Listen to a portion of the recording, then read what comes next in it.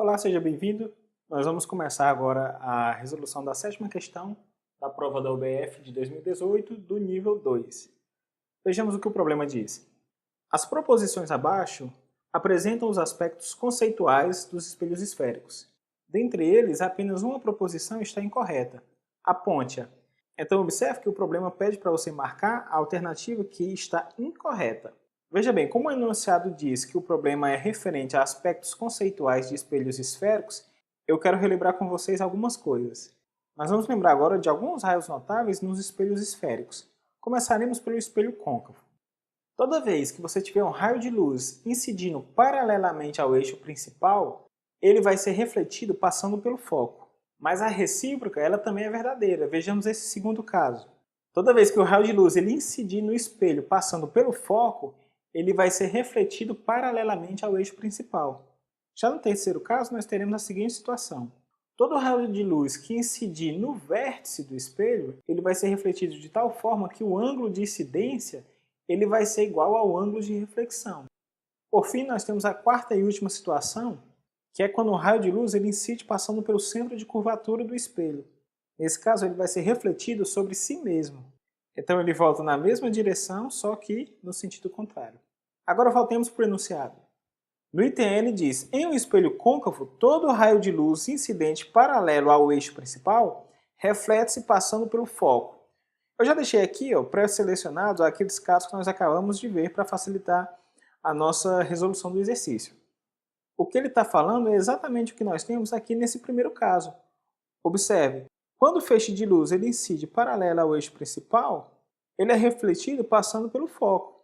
Então essa alternativa está correta. O item B ele diz, em um espelho côncavo, todo raio de luz incidente passando pelo foco reflete-se paralelamente ao eixo principal. É o que nós temos aqui no caso 2. O raio de luz está incidindo passando pelo foco e ele vai ser refletido paralelo ao eixo principal. O item C fala, em um espelho côncavo, todo raio de luz incidente passando pelo centro de curvatura reflete-se sobre si mesmo. É o que nós temos aqui no terceiro caso. Observe, ele vai passando pelo centro de curvatura e vai ser refletido voltando por ele. Então também está correto. O item D ele diz, a imagem de um objeto real formado em um espelho convexo é sempre virtual. Vejamos, nós temos aqui um espelho convexo, onde essa parte de fora é a parte refletora, e eu tenho um objeto que é uma vela. Eu quero ver como é que vai ser a formação da imagem desse objeto. Para obter a imagem, eu vou precisar de dois feixes de raios de luz incidentes nesse espelho. Então eu vou pegar o primeiro, paralelo ao eixo principal. O segundo raio que eu vou escolher vai ser passando pelo vértice do espelho. E ele vai ser refletido com o mesmo ângulo de incidência. Este ângulo é igual a este.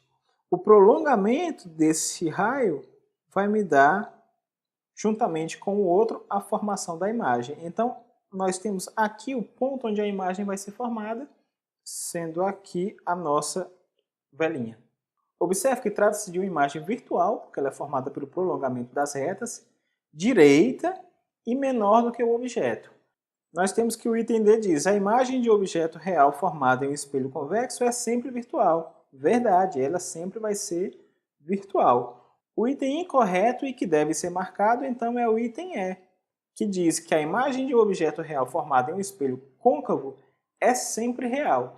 Isso não é verdade. Vejamos esse caso. Eu tenho aqui um espelho côncavo e eu vou traçar dois feixes para montar a nossa imagem. O primeiro deles paralelo ao eixo principal, então eu sei que vai ser refletido passando pelo foco. E o segundo incidindo diretamente no vértice do espelho, fazendo que ele seja refletido com a mesma angulação de incidência. Observe que o prolongamento desses dois feixes vai me dar o ponto de cruzamento de onde a imagem vai ser formada. E aqui concluímos que, como a imagem vai ser formada pelo prolongamento dos raios incidentes, ela vai ser uma imagem do tipo virtual.